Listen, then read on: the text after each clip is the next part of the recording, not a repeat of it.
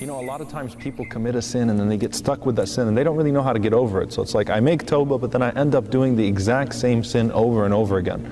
A man came to the Prophet ﷺ, as is narrated by Ibn Mas'ud radiallahu ta'ala anhu, and he said to the Prophet ﷺ, Ya Rasulullah, I kissed a woman in the souk, in the marketplace, and I don't know what to do. And he was feeling extremely guilty for what he'd done, but the guilt was killing him. And for that, Allah subhanahu wa ta'ala revealed the ayah in Surah Hud, وَأَقِمِ الصَّلَاةَ طَرَفَيِ النَّهَارِ وَزُلْفًا مِنَ اللَّيْلِ. So establish the prayer at the two ends of the day and at the end of the night.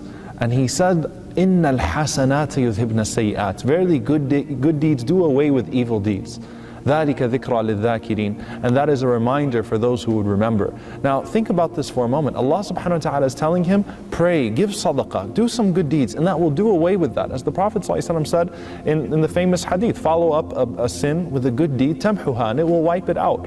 Allah subhanahu wa ta'ala also says in the Quran, أُولَٰئِكَ يُبَدِّلُ اللَّهُ سَيِّئَاتِهِمْ حَسَنَاتٍ, that verily Allah subhanahu wa ta'ala actually exchanges your sins into good deeds. Now a lot of times people think, well, that means I'll do my sins and my good deeds at the same time. So as long as I'm giving sadaqah, I can continue to do the sin. But that's not the case. That's not what the ayah is talking about.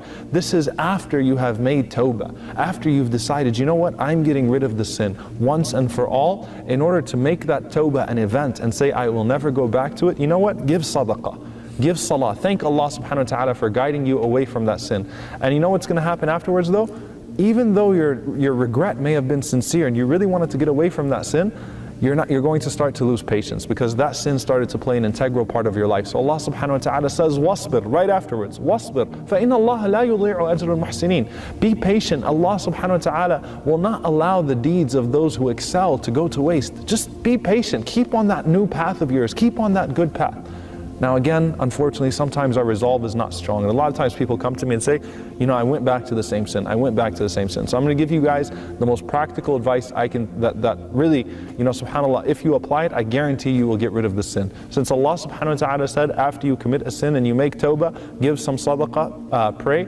Here's what you do. The first time you commit that sin, give a certain amount and say to yourself, make an oath between you and Allah subhanahu wa ta'ala. Not an oath, but hold yourself to a standard. So you know what, if I do this sin again, then I'm going to pay a higher amount. So in essence, you're making your sins expensive. Pay for your sins. Pay for your sins in dunya, because what causes a person to sin is the love of dunya. So the first time you commit that sin, $100. If I go back to it again, I'll pay $500. If I go back to it again, I'll give $1,000 in sadaqah. I will make myself stay away from this sin. And I guarantee you it's worked for many people that I gave this nasiha to. If you start to do that, you'll find yourself going bankrupt before you commit those sins. And the same love for dunya that causes you to commit that sins would stop you from committing that sin. SubhanAllah. So use that to propel you closer to Allah subhanahu wa ta'ala until you develop a strong enough resolve to where what is stopping you from sinning is only the love of Allah subhanahu wa ta'ala and being ashamed in the sight of Allah subhanahu wa ta'ala. We ask Allah subhanahu wa ta'ala to make us amongst those whom He is pleased with, and we ask Allah subhanahu wa ta'ala to make us from at-ta'ibun, those who are always turned towards Him. Allahumma ameen. Jazakumullahu khairan wa assalamu alaikum wa rahmatullahi wa barakatuh.